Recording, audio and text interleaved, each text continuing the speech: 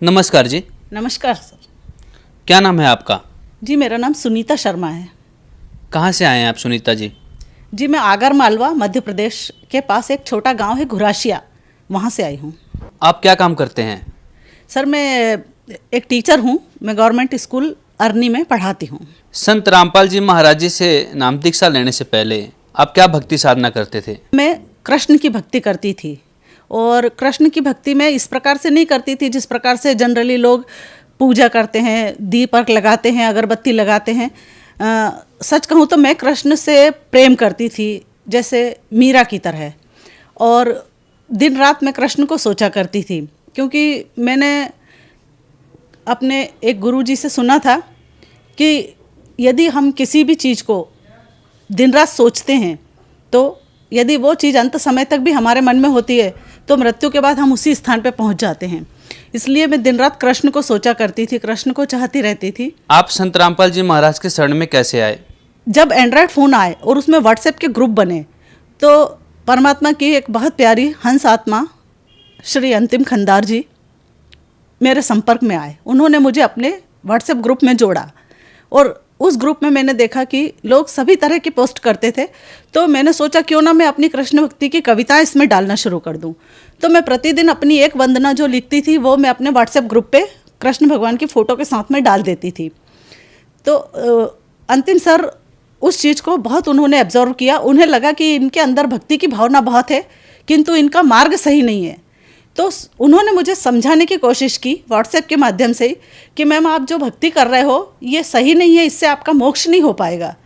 तो शुरू में तो चूँकि उनकी आयु कम है तो मुझे लगा कि ये इतनी मतलब इनकी एज कम है, और फिर मैं चूँकि मुझे नहीं कहना चाहिए लेकिन मैं ब्राह्मण समाज से बिलोंग करती हूँ, तो मैंने काफ़ी धर्म ग्रंथ बचपन से ही पढ़ रखे थे, और मोक्ष पाने की मेरी दृढ़ इच्छा बचपन से ही समझ लीजिए की थी। तो मैंने उनसे कहा, मैंने कहा सर आप ऐसा कैसे कह सकते हैं कि मेरी साधना गलत है या कृष्ण भक्ति करने से मोक्ष प्राप्त नहीं होगा। तो उन्होंने मुझे समझाने की कोशिश की कि देखिए गीता में भी कुछ गलतियां हैं। अब जैसे ही उन्होंने मुझे कहा कि गीता में गलतियां हैं तो सर मैं थोड़ा सा भड़क गई। मैंने कहा कि सर अगर मैं गलत हूँ, गीता गलत है, मेरी भक्ति साधना गलत है तो इट्स ओके। फिर उन्होंने मुझे एक बार कहा कि आप एक काम कीजिए कि ज्ञान गंगा पढ़िए, और अगर ज्ञान गंगा पढ़ने के बाद भी आप मेरी बात पे यकीन नहीं कर पाएँ तो फिर आप अपनी भक्ति कीजिएगा, मैं आपको डिस्टर्ब नहीं करूँगा। तो मुझे पुस्तकें पढ़ने का बहुत शौक, बचपन से ही मैंने हज़ारों किताबें पढ़ी है। तो मैंने कहा कि ठीक है सर मैं किताब पढ़ लूँगी, आप मुझे दे दीजिए। तो उन्होंने मुझे ज्ञान गंगा पुस्तक दी। अब जैसे ही मैंने उस पुस्तक को पढ़ना स्टार्ट किया, भगत जी उस समय रात की 9 बजी थी, मैं अपने सारे काम से जल्दी ख़त्म करके उस पुस्तक को पढ़ने का इतना उत्सुकता थी मेरे भीतर कि मैंने रात को 9 बजे अपना सारा काम समाप्त कर दिया, और उसके बाद मैंने उस पुस्तक को पढ़ना शुरू किया। और आप यकीन नहीं मानेंगे कि जब मैंने फर्स्ट पेज से लास्ट पेज नहीं आ गया तब तक उस पुस्तक को छोड़ा नहीं।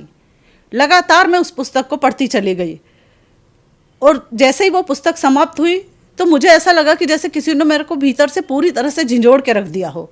क्योंकि वो जो सवाल जो अनेक धर्म ग्रंथ पढ़ते हुए, मैंने भागवत पढ़ी, मैंने गीता पढ़ी, मुझे मेरे पिता ने 12 वर्ष की उम्र में गीता हाथ में दी थी और कहा था बेटा सच इसमें से ही निकलेगा, जब तक सच ना निकल जाए इसको पढ़ते चले जाना।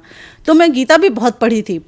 तो जब उन सारे गीता के वेद पुराणों के रहस्य उस पुस्तक में से खुले, क्योंकि जब मैं बुक पढ़ती थी तो मेरे अंदर बहुत सारे प्रश्न खड़े होते थे उन पुस्तकों को लेके। तो गीता ज्ञानदाता ने 2 श्लोकों में इस बात को कहा है कि मेरे द्वारा दी गई गति भी अनुत्तम है।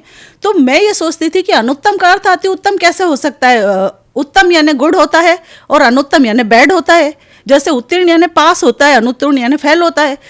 तो ये बात मेरे अंदर हमेशा खटकती थी। दूसरी बात, जब भी मैं गीता पढ़ती थी मैं उसकी गहराई को समझ नहीं पाती थी, किंतु मैं ये सोचती थी कि चूंकि पूरा संसार, पूरा विश्व इस किताब को सबसे उत्तम मानता है तो हो सकता है इसमें कुछ ऐसा रहस्य हो जो मेरी बुद्धि से परे हो।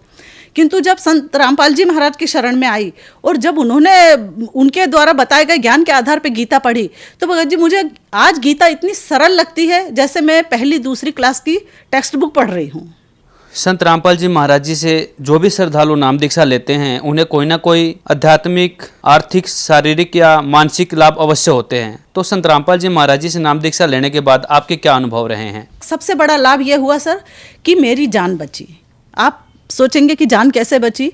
सर जब मैं संत रामपाल जी महाराज के शरण में नहीं आई थी तब मैं एक भविष्यवक्ता श्री वरुण बैनर्जी के यहाँ जाया करती थी, और वो हस्तरेखा विशेषज्ञ हैं, गोल्ड मेडलिस्ट हैं। उनकी बताई हुई अक्षर अक्षर बात मेरे लिए सत्य साबित होती थी। तो मैं बहुत श्रद्धा से वहाँ जाया करती थी। जब भी मेरे कोई परेशानी, कोई प्रॉब्लम आती तो मैं उनका मार्गदर्शन लेने जाती थी। उन्होंने मुझे जितनी भी बातें आज तक बताई वो सब सच निकली। एक बार जब मैं गई तो उन्होंने हाथ देख के मुझे बताया कि आपका भयंकर एक्सीडेंट होने वाला है। तो सर मैं बहुत डर गई, क्योंकि मुझे तो एक खरोच से भी डर लगता है, पता नहीं क्यों। तो मैंने सोचा कि भगवान, एक तो उन्होंने कहा कि आप सावधानी रखना। तो मैंने 1 साल बहुत मुश्किल से निकाला, बहुत सावधान रह के। उस दौरान मेरा एक्सीडेंट नहीं हुआ और मेरे पतिदेव का एक्सीडेंट हुआ। उस एक्सीडेंट में उनके घुटने की हड्डी टूट गई थी। उनका इलाज पूरा होते ही मैं वापस उन्हीं हस्तरेखा विशेषज्ञ के पास गई और मैंने उन्हें बताया कि आपने एक्सीडेंट मेरा बताया था, तो मेरे हस्बैंड का क्यों हुआ? तो उन्होंने कहा कि अगर पति पत्नी में बहुत ज़्यादा स्नेह हो तो ऐसा हो जाता है कि दुर्घटना ट्रांसफ़र हो सकती है। जो सहन कर सकता है, कभी कभी भगवान ऐसी दया करता है कि वो उधर चली जाए। फिर उन्होंने मेरा हाथ देखा, फिर उन्होंने कहा कि नहीं, आपका दुर्घटना योग आगे बढ़ा है, ख़त्म नहीं हुआ है, आपका एक्सीडेंट तो फिर भी होगा। तो मैं और ज़्यादा डर गई। मैंने कहा भगवान, इतने दिन मैंने इतनी टेंशन में निकाले हैं और इसके बाद भी वही है परिस्थिति। तो इसके बाद ऐसी कृपा हुई कि मैं संत रामपाल जी महाराज की शरण ग्रहण कर चुकी थी और मुझे प्रथम नाम मिला था। प्रथम नाम मिले बहुत अधिक दिन भी नहीं हुए थे। एक जगह भक्त मिलन समारोह सत्संग का आयोजन किया गया, तो मैं वहाँ जा रही थी। जनरली मैं कभी अकेले नहीं जाती, लेकिन उस दिन ऐसा योग लगा कि मुझे बस से जाना पड़ा और अकेले जाना पड़ा। तो जब मैं जा रही थी तो बस वाले ने एक स्थान पे काफ़ी लेट उस बस को कर दिया और फिर उस टाइम को कवर करने के लिए वो फुल स्पीड से बस को चला रहा था। और मैं उस बस में बैठ के तो मैं अपने नाम स्मरण करने लग गई, परमात्मा मंत्र का जाप करने लग गई। कुछ दूर आगे जाके वो बस बुरी तरह से एक ट्रक से टकरा गई, जिस ट्रक के अंदर लोहे के ये सरिये भरे हुए थे। तो भगत जी, मैं अपनी आंख बंद करके अपना नाम स्मरण कर रही थी, तो मुझे पता नहीं चला, मतलब जैसे एक्सीडेंट हुआ तो सामने की सीट से मेरा सिर बुरी तरह से टकराया। तो मैंने सोचा कि ये क्या हुआ। मैं सीधी हुई, मैंने आँख खोली और सबसे पहले मैंने अपने माथे पे से हाथ फेर के देखा। मैंने कहा इतनी ज़ोर से टकराई तो मुझे यहाँ दर्द क्यों नहीं हो रहा है? होना चाहिए, मतलब स्वाभाविक है कि हमारा सिर टकराएगा तो दर्द होना चाहिए। तो मुझे ज़रा भी दर्द का एहसास नहीं हुआ। तो मैं आश्चर्यचकित रही। मैंने 2-3 बार ऐसे करके देखा तो ना कोई निशान था चोट का। और मैं ऐसे करके जब देख रही थी तो मेरे हाथ के ऊपर कुछ गरम गरम महसूस हुआ मुझे। तो मैंने देखा क्या, तो वहाँ पे बहुत सारा खून दिखाई दिया। तो मैंने कहा मेरे लगी तो सिर में खून यहाँ से कैसे आया? और मैंने सिर उठा के देखा तो एक व्यक्ति के सिर से खून की धार लगी हुई थी, वो मेरे हाथ पे आके गिरा। तो मैं आश्चर्यचकित रह गई। मैंने कहा अरे ये क्या, बस ऐसा एक्सीडेंट हुआ है कि खून आ गया लोगों को? और जब मैंने थोड़ा सा अपनी सीट पे से खड़े होके देखा तो पूरी बस के लोग घायल थे, किसी के दांत टूट गए थे, किसी के खून आ रहा था, कोई बेहोश हो रहा था। और यहाँ तक कि उस बस की जो पिछली सीट होती है सबसे लास्ट वाली, वो उखड़ के आगे गिर चुकी थी और उसमें बैठी हुई सारी सवारियाँ फेंका गई थी। तो मेरे होश उड़ गए ये सब देख के, क्योंकि मैं थोड़ा सा, मेरा हृदय इन चीज़ों को देख नहीं पाता है। फिर धीरे धीरे मैं प्रकृतिस्थ हुई तो मैं उतरी बस में से। फिर कुछ लोग जिन्हें कम चोटें लगी थी या कुछ लोग ऐसे भी थे जो मेरे जैसे सुरक्षित थे, मैंने उनसे कहा, मैंने कहा आप एम्बुलेंस को फ़ोन कीजिए, पुलिस को फ़ोन कीजिए और जितनी जल्दी हो सके पानी की व्यवस्था, क्योंकि खेतों के बीच में बस का एक्सीडेंट हुआ था, दोनों तरफ खेत थे। तो मैंने कहा खेत हैं तो निश्चित ही पानी की व्यवस्था होगी, तो आप लोग पानी की व्यवस्था कीजिए।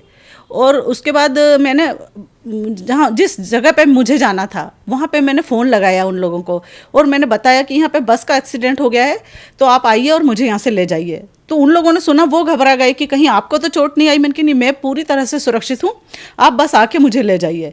तो वहाँ से 2 भगत आए मोटरसाइकिल लेके और उन्होंने मुझे खूब अच्छी तरह से देखा कि कहीं आपको तो तकलीफ़ नहीं हुई। मैंने कहा नहीं, मेरे को तो परमात्मा की दया से कुछ भी नहीं हुआ।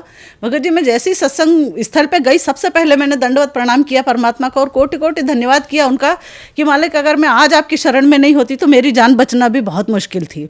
इस तरह से सर, संत रामपाल जी महाराज की कृपा से मुझे तो जीवन दान मिला है, इसलिए मैं उन्हें पूर्णतः सत्य संत मानती हूँ। आपने संत रामपाल जी महाराज जी से नाम दीक्षा कब ली? जी, मैंने 23 नवंबर सन 2016 को नाम दीक्षा ली। आपने बताया कि सन 2016 में आपने संत रामपाल जी महाराज जी से नाम दीक्षा ली, जबकि संत रामपाल जी महाराज सन 2014 नवंबर से जेल में हैं। तो आपको ऐसा नहीं लगा कि आप एक ऐसे संत के शरण में जा रहे हैं जो कि जेल में थे? कोई जरूरी नहीं है कि हमेशा दोषी ही जेल में जाते हैं। हमारा तो इतिहास गवाह है, जो सत्य के मार्ग पे चला है, सबसे ज्यादा मुसीबत है तो उन्हीं को आई है। राम, कृष्ण, ईसा, सुकरात, कितने सारे नाम हैं जिनको हम याद कर सकते हैं। तो सर, इस बात से मुझे कोई फर्क नहीं पड़ता कि किसी सच बोलने वाले को यदि जेल में डाल दिया जाए तो उस सच को कोई दुनिया या जमाना दबा सकेगा, क्योंकि ये मार्ग ऐसा है कि जो इसे एक बार इस ज्ञान को समझ लेगा वो किसी भी हालत में इसे छोड़ के किसी और जगह पे नहीं टिक सकेगा। इसके अलावा अभी जो हम न्यूज़ चैनल देखते हैं तो हाल में संत रामपाल जी महाराज 2 केसों में बाइज्जत बरी हुए। हालांकि मीडिया ने इसे हाईलाइट नहीं किया, क्योंकि मीडिया की एक आदत पड़ चुकी है कि वो उस चीज़ को हाईलाइट करती है जिसमें निंदा रस प्राप्त हो।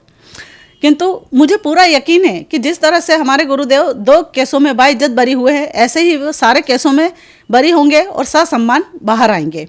और सरकार से भी मेरा ये अनुरोध है, करबद्ध विनती है कि जल्दी से जल्दी हमारे गुरुदेव के केसों की जांच करके उन्हें बाइज्जत बरी किया जाए, क्योंकि सभी जानते हैं, तो सरकार भी जानती है कि संत रामपाल जी महाराज निर्दोष और निरपराधी है। किस कारण से उन्हें जेल में भेजा गया ये भी वो बहुत अच्छी तरह से जानते हैं। तो मेरा सिर्फ यही अनुरोध है कि झूठ अधिक दिन टिक नहीं पाएगा, सत्य का साथ दें और वे अपना भी कल्याण करवाएं और संत रामपाल जी महाराज को जल्दी से जल्दी रिहा करें।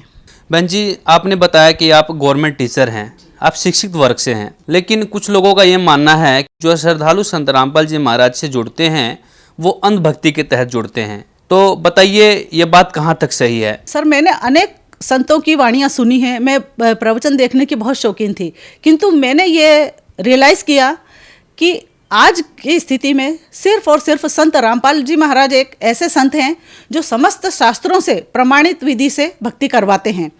उन्होंने हमें गीता के, वेदों के, पुराणों के, यहाँ तक कि कुरान और बाइबल तक के रहस्य खोल के दिखाए। उन्होंने हमें पहली बार बताया कि वास्तव में परमात्मा कौन है। हम तो ब्रह्मा विष्णु महेश से आगे समझते ही नहीं थे, किंतु पहली बार संत रामपाल जी महाराज ने सृष्टि की शुरुआत जहाँ से हुई है वहाँ से हमें समझाया। और वो एक ऐसी मिसिंग लिंक थी हमारे आध्यात्म जगत में कि जिसके खुलते ही सारी बातें क्लियर हो गई है। जो भी इस बात को समझ जाएगा वो 1 मिनट की देरी किए बिना संत रामपाल जी महाराज की शरण ग्रहण करेगा।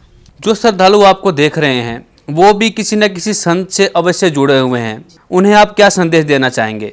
संत रामपाल जी महाराज जो भक्ति की विधि बता रहे हैं और जो मंत्र बता रहे हैं, ये मंत्र वेदोक्त हैं और मैंने स्वयं वेदों में मिला के देखा है। और इतना प्रमाणित ज्ञान मैंने सारे ग्रंथ खुद पढ़े, एक एक लाइन मैंने मिलाई है कि लिखी है कि नहीं लिखी है।